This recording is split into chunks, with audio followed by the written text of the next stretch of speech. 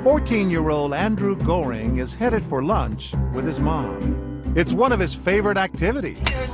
Yet eating out wasn't always easy. Andrew has autism. It used to be very difficult to go out with Andrew. He had a lot of challenging behaviors that made it tough for him to be out in the community. I've heard from a family recently that they were out at the park with their child with autism, and someone actually came up and accused them of being bad parents. The diagnosis of autism is on the rise. The CDC estimates that 1 out of every 88 children in the U.S. has an autism spectrum disorder.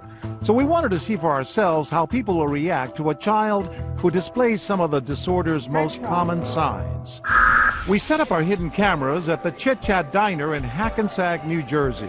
Actors are playing the role of the parents, the daughter, and the son with autism. Keeping things real is Andrew's mother, Lisa Gorin, who happens to represent Autism Speaks, the nation's largest autism science and advocacy group.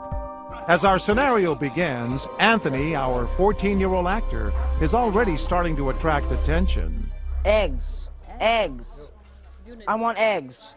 Eggs. Eggs. Repetitive language and behavior are classic signs of autism. I want eggs. My sister's got a lot of eggs. For the next several minutes, Anthony fidgets. He wanders around and generally ignores his parents' requests. Anthony, you want to come back here? Come on, let's go sit down. No one seems too bothered about his behavior. Sorry again. Except, that is, for this man. Excuse me.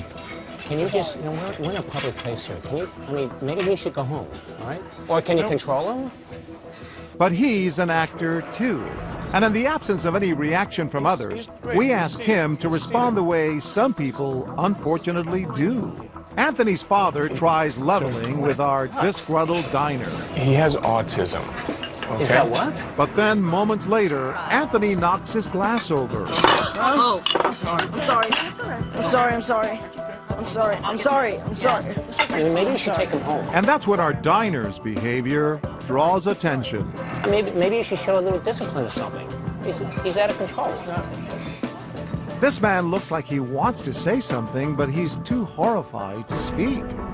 As other customers try to comfort the mom, this school teacher finally finds his voice. Just turn around and shut your mouth. His outburst prompts others to offer some choice words of their own. Wait, keep your mouth shut!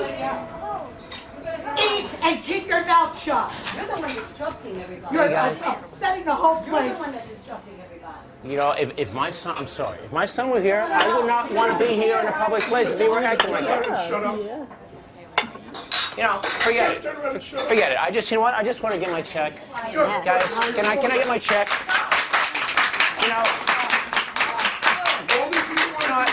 this is my first time here. And with that, our diner walks out. Time to let everyone in on our secret. You caught me off guard, I gotta tell you. You caught me off guard. You okay now? You're Yeah. in tears, huh? Well, Why does it touch you? my heart went out to the kid, you know? We're doing this because it happens in real life. I know, and I understand. See, it's just wrong. I can't believe you guys did this. You were angry. I was very, very upset and angry. Being Italian, you get emotional. It just got me upset to see a child being treated this way. You weren't going to let it happen. Oh, no, he was going to go down quickly. I believe that. For Bob not to eat. He was quite upset. Now, if you're finding it hard to believe that anyone would mistake autistic behavior for misbehavior, listen to this. I'll tell you what autism is in 99% of the cases. It's a brat who hasn't been told to cut the act out. That's what autism is. Michael Savage hosts a nationally syndicated radio talk show that's heard by 10 million listeners a week. What do you mean they scream and they're silent? They don't have a father around to tell them, don't act like a moron, you'll get nowhere in life. Stop acting like a putz. His comments sparked protests from the autism community, and yet Savage insists the disorder is overdiagnosed.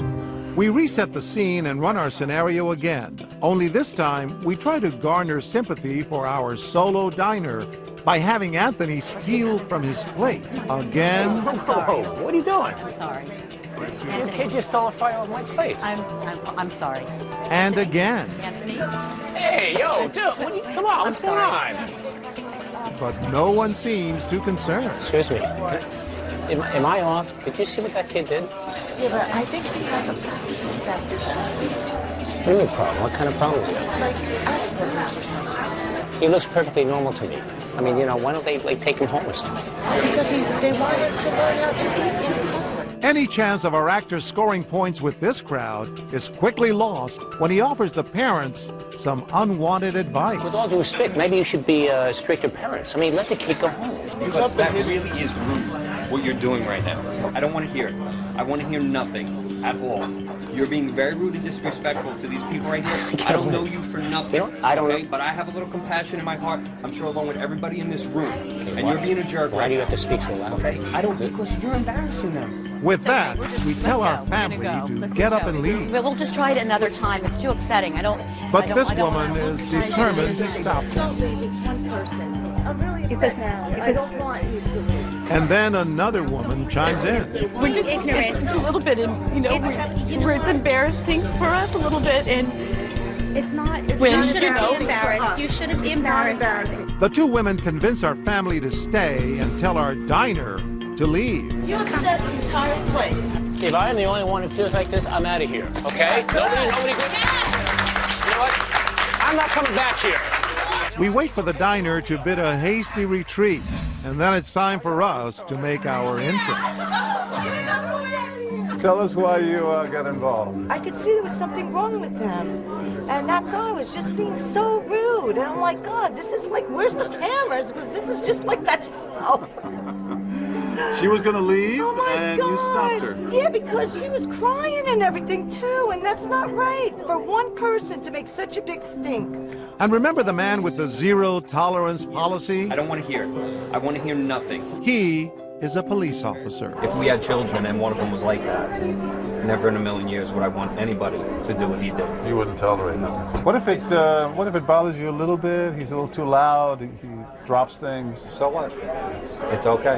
You know what I mean? He has to be out in public, right? You can't put anybody in a bubble and just leave him there. The entire time our cameras were rolling, not one of the diner's customers was critical of our young actor's behavior French fries. or his parents' ability to control him. Perhaps it speaks to a growing awareness of autism's symptoms, or that more people know someone with the disorder. But for Lisa Goring, who remembers how difficult dining out with her son used to be, it's a day filled with compassion and understanding. The most touching thing for you today? Time after time that someone would come to the defense of the family and of the individual, really to make, every family a part of the community.